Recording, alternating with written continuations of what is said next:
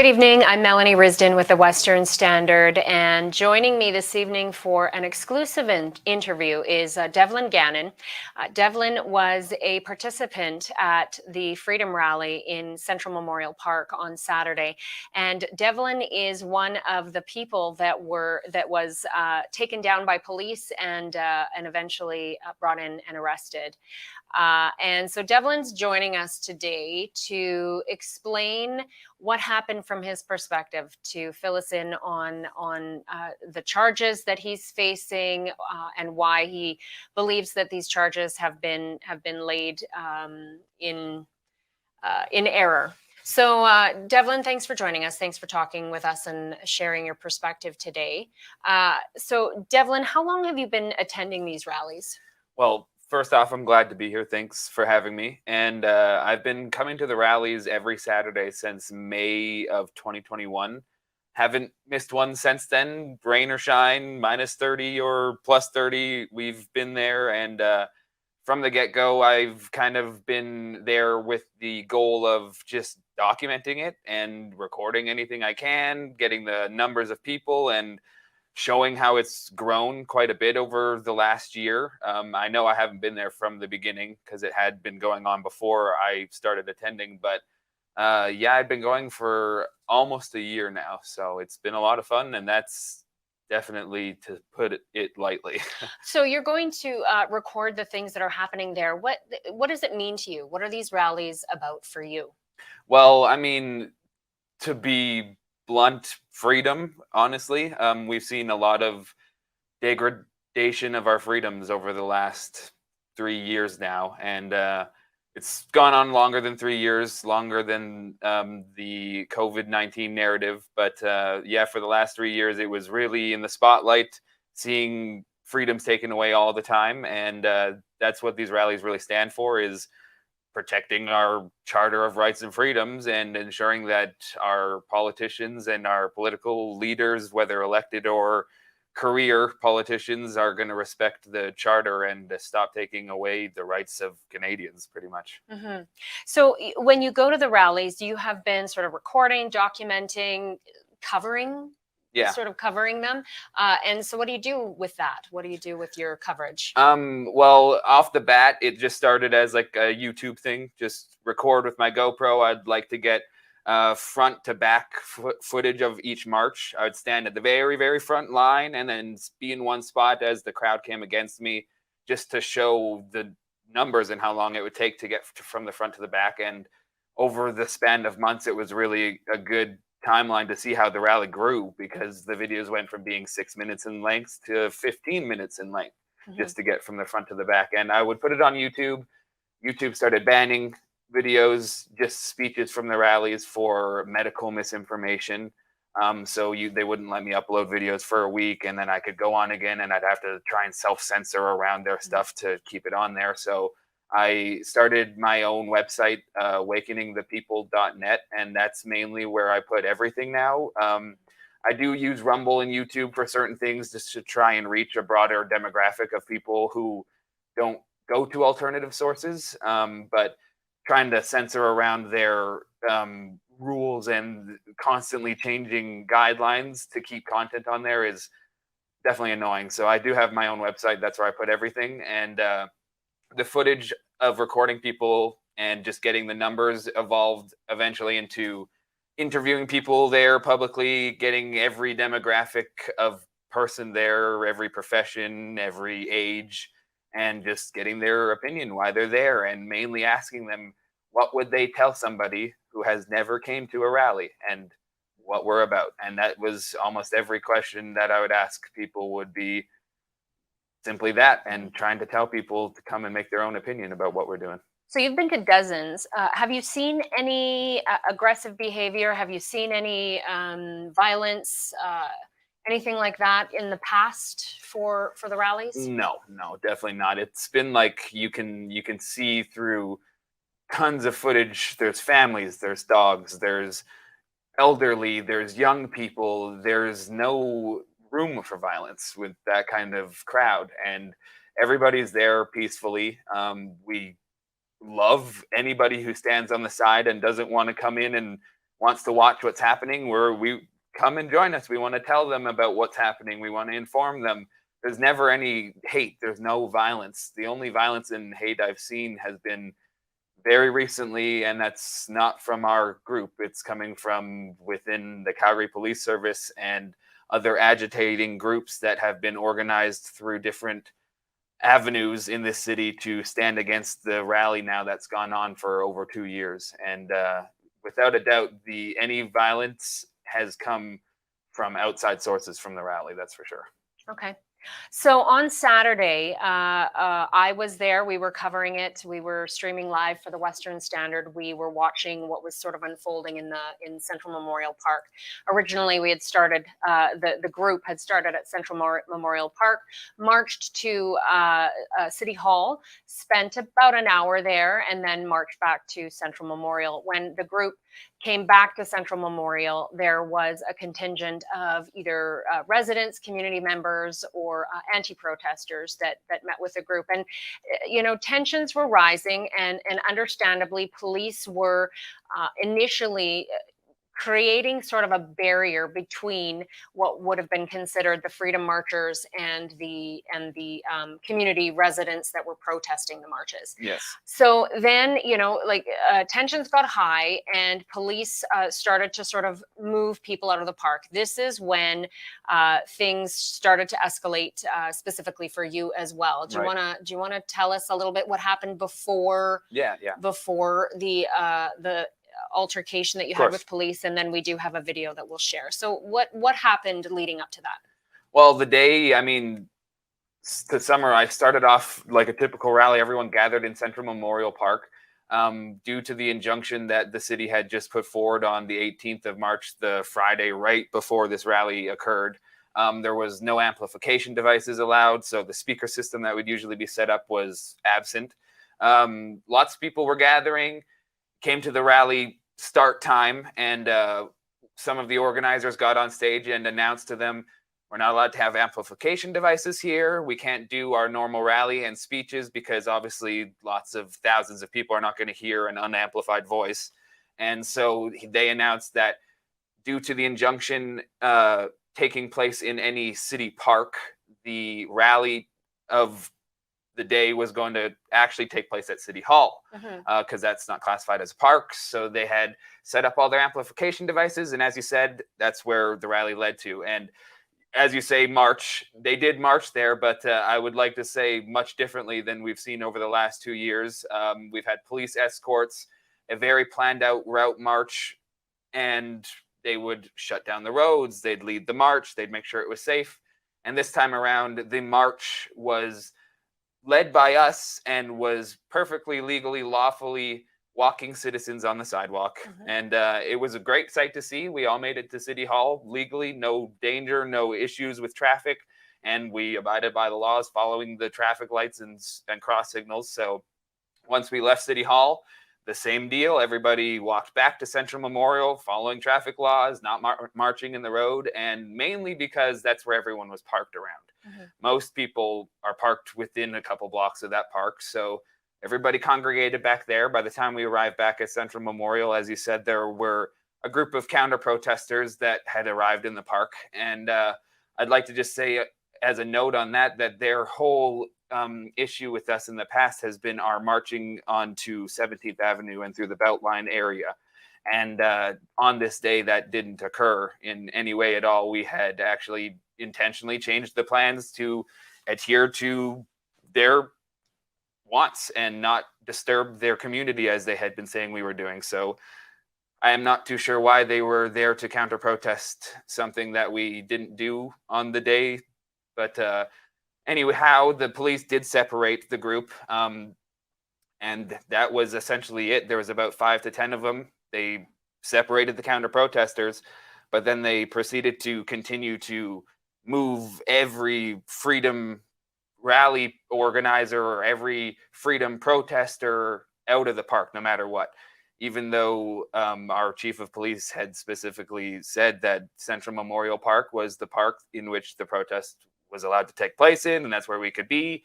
And the police just still attempted to move everybody out of there, no matter what, no matter who you were, no matter anything. There's a gentleman who was arrested for sitting on the bench in the park and not wanting to get up when they told him to leave. So, yeah, I'm just not too sure why they enforce something that the police chief specifically had said was allowed to happen. And from there on, people were being pushed and shoved. Every demographic of person was probably pushed or shoved by a police officer that day. And it just escalated from there on out. They made a couple different several arrests that day, and among them myself. And as you said, we have a video that shows many different angles and points of view of what occurred from start to finish, and essentially showing my point of view and very much so butting heads with the official statements from the police that have come forward through the courts. And yeah, I'm just happy to say that a lot of people were willing to stand and record and show what occurred, because they did everything they could to get everybody away from the events taking place when the arrest occurred, so that nobody could get angles or anything. And I mean, it's kind of impossible to hide that. They can't, it's in an open park, but they did push the line of people way, way, way back away from where the arrest was taking place. And yeah, I mean, the video will speak for itself pretty much. Right.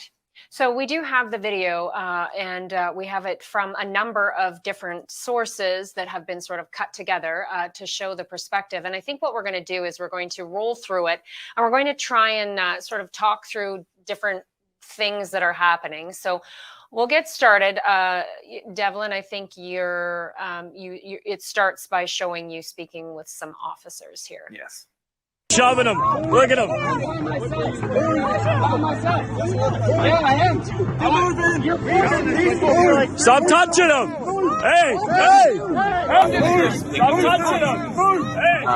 The video officer there, and I was asking him specifically why they were moving us out of the park. And yeah, you can see the officer just won't even let me speak with him. And he is in charge there. He is higher up compared to the officers pushing back. Yo, what the fuck? I was just trying to inquire really why they were moving us out of the park. Give him his stuff back. What the fuck is wrong with you? Yeah, we will mention there is some swears and some language alerts, as well as possibly some. What the fuck? But yeah, they had stripped my shirt off me, grabbing my collar and stuff. I'm asking what I did, why they're trying to arrest me. And here you see that police officer who falls.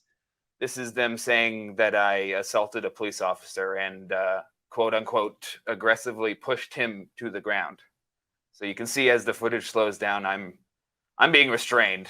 And Right. It's not me who even actually interacts with this officer. It's someone else in the group who steps between me and the officer, and he ends up falling backwards, but it really doesn't have anything to do with me.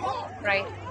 So with this, police are charging you with assaulting that particular officer when you were restrained, and it clearly shows that he's tripped by another person. Yeah, someone else entirely. I'm not too sure who it is at all, but it really shows clearly that I'm being pulled away by two other officers. It circles in red. This other individual sticks his foot out and kind of trips the officer, who falls backwards. And Right. as the charge was read to me, it says that I aggressively pushed him, then he fell to the ground. And that's the charge. So I can see you in that. It looks like you are pulling away. Can you talk about that? I mean, because that, they would argue that you're resisting arrest. Yeah, I could understand that. And I mean, if they were going to argue that, I would assume I would have had a resisting arrest charge laid against me during all this. But to speak to what you see, it's kind of, I'm being pulled by multiple officers in different directions. One has my left arm pulling me, one has my right arm pulling me. Let's mention here too, I see this officer here with the cowboy hat on. Looks like the same officer that ended up being tripped comes in, and what's happening here? He's It looks punching like he's me. Yeah, the footage shows quite clearly he winds up a big old haymaker while there's already multiple officers pinning me down, and punches me in the back for Yeah, no apparent reason really. I'm pretty sure that's not protocol for an arrest. But yeah. Right. So while you're on the ground here, Devlin, are you resisting? What's happening? Can you No, tell me? there's. I mean, we will. My lawyer is going to attempt to get Freedom of Information Act for the body cam footage of the police officers in order to show what's happening up close here, because I am telling them I don't want, or I'm not resisting, and my arms are out. I'm not resisting. So you're I'm telling saying them that I'm not resisting, and there's one officer pulling my arm upwards, while the other officer pulls it down, and another one's trying to get it behind my back. And so any resistance that any of these officers are feeling is the other officer pulling me in another direction. Right. I'm essentially a rag doll that is limp, trying to let them do whatever they want while they scream, "Stop resisting!" And you And can't. so you do say I'm not resisting, and And then I get tased. so you did get tased, hey? So Yeah. at what point, where were you? What position were you in when that transpired? What was happening? I mean, it's hard to say specifically my position because I was a pretzel at that point with these officers manipulating me. But I'm saying I'm not resisting, and I can hear them saying, "Use the taser," and I'm saying I'm not resisting, and then there's about 4 or 5 more of them pinning me in different areas with knees, and that's just when I feel a tase in my back. I'm already flat on the ground, face in the dirt, choke hold and everything, and a taser hits me at that point. So really, really don't understand what the excessive force was necessary for when I wasn't resisting. Right.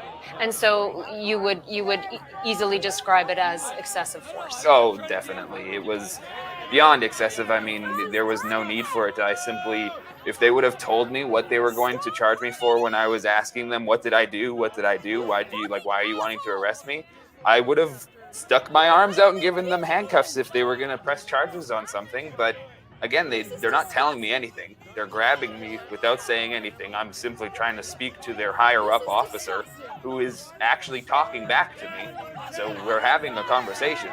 And yeah, they just really escalated it to a very excessive extent. So in all of this, and to not necessarily to devil's advocate, but when Right. when you became aware that the police, their goal was to just get everyone out of the park, Right. what were your thoughts? Why did you stay? Well, to be honest, I wanted to know why they were going to go against specifically what the chief of police had said. He specifically said Central Memorial Park was the area in which a protest and our group was allowed to gather. We didn't have any amplified noise devices. There was nothing of the sort that fell into the terms of breaking the injunction. And that's what I was speaking to the higher up officer about, is why are we being pushed out if here we're allowed to be in this park? And that was essentially it. I'm just trying to inquire why they're Right. doing this. And I mean, that was the extent of why I would even stay, because genuine curiosity. Okay. So what charges did they say you are facing? Is it just the one, or what? No, so there's the assault of the police officer, which, as the footage shows, will be very easy to fight in court. But the other one is the obstruction of the injunction. And that's the charge in which many people got arrested that day, for the obstruction of the injunction, which it just goes along the lines of what I'm saying, where the chief of police had said that's the park we're allowed to be in. And this injunction also had stipulations around amplified noise devices and blocking roadways and making any businesses inaccessible via a massive group of people blocking the area. And that wasn't occurring at all. We were in a park, and we were making it definitely usable to any other patron who wanted to ever come into the park. And those are all things within the injunction that we were abiding by. And the cherry on top is just that the chief of police specifically said that is the park we are supposed to be in. So nobody specified what it was that you breached of the injunction. No, it's obstruction to the injunction. And you had mentioned that they have given you a number of conditions for your bail. Yeah. What are you facing with those conditions? It wasn't a monetary condition at all. I didn't have to pay anything. It's conditions of, I am not allowed to protest. That's it. Blanket. I'm not allowed to protest, which is a charter protected right. The second condition is there's a mapped out section of the downtown Beltline area in which I am never allowed at any time ever to enter at all times. So that's one of the other stipulations or conditions. And then among them as well is I'm not allowed to carry weapons, which, shocker, I don't own any. Anyways, and then the fourth of which is verified address that I need to constantly give them no matter what, if I move or anything like that. Okay. So. And were you given any kind of appearance dates or anything as of yet? Yeah, April 11th is the court date set, and that will be when essentially I go in to plead not guilty, because that hasn't occurred yet. It was just a bail sentencing. But yeah, April 11th will be the court date in which I will be pleading not guilty, and we'll be going forward with the case to defend these charges. And then I also do plan to open up a suit against the Calgary Police Service as well. Okay. And you had mentioned that you have already talked with a couple of lawyers. Yes. One of them sounds like a lawyer that you had mentioned typically deals with sort of police brutality or situations where police have acted unlawfully. And corruption in any sort, yeah. Okay. And so do you want to tell me a little bit about your lawyers or your legal help there? Definitely. So I reached out to him. He does have a background of taking on cases with police brutality, what's his police name? corruption. Tom Engel is his name. He practices out of Edmonton. And so his track record is very admirable, and it is always targeted, well, not always, but many targeted cases towards corrupt police or brutality cases. And he was very eager to take the case. Monday morning today, when his office opened, within 20 minutes, I had received an email from him to take the case, and he's definitely eager to get started. Okay. What do you want to say to people who would perhaps label you or look at you? I mean, because it's all over the news, right? That that there was somebody that was charged with assaulting a police officer at the rally. What do you want to say? What do you want to say to people who maybe don't understand how it all played out or what the situation or circumstances were? Well, what I would say, in all honesty, at this point is there's a very big aspect of this is optics. There was an intent to stop these freedom rallies going back previous from this injunction, previous from this rally. There was a sentiment from our city council, from our mayor, and from our chief of police that these freedom rallies and protests needed to stop. And it became very clear when the police started allowing agitators to disrupt the protests and essentially facilitating them in every way by allowing them to blockade the road that we had been marching on as a route for more than 2 years. And there's many other examples. Don't get me wrong, they did do their job in certain ways to move these agitators after an hour or more of allowing tensions to bubble. But long story short, the optics are they want this to end, and they are very much so trying to make it look like there are agitators within the freedom community that need to be stopped and that are going to paint the freedom community and freedom protests in a negative light when that's not the truth. And videos like the video I have now showing that they were very aggressive and definitely used excessive force and really were going against the words of their police chief. It's all about formulating your own opinion. And if you're going to read and watch publications that aren't going to give you the full picture, you can't expect to have a accurate opinion of events if you yourself weren't there and you're not going to do the due diligence of looking to alternative sources that are going to allow you to see every angle and every point of view of what's happening. Right. And I think that that comes also from what you do and what many people are doing right now. They're coming out and they're filming and making sure that they're documenting the things that happen, which I think again is very helpful in accountability. The other thing I would mention is on Saturday we had an opportunity to try to speak with some of the community residents who have found that the rallies have been disruptive through Right. the Beltline. You know, clearly for real residents who are struggling with this, something different needs to happen Right. for them, and their rights need to be heard too. What are your thoughts on an alternate or another way of doing this that doesn't have to sort of interrupt and affect the Beltline residents on a regular basis? What are your thoughts on that? Yeah, I totally understand their sentiment. I mean, I wouldn't want to be woken up if I was sleeping in on a Saturday after a Friday night to a bunch of chanting and honking and stuff. And like, I understand where they're coming from, and I can say to the calls and cries of these residents over the last month, for us to not be on 17th Avenue, not be shutting down the Beltline area for our march, we've decided to not do that. When I say we, it's not me, it's not a specific person. This protest is a group of thousands of people. It's not organized by one individual or any individuals. They don't have control. So the sentiment now has become, you know what, we will go somewhere else then.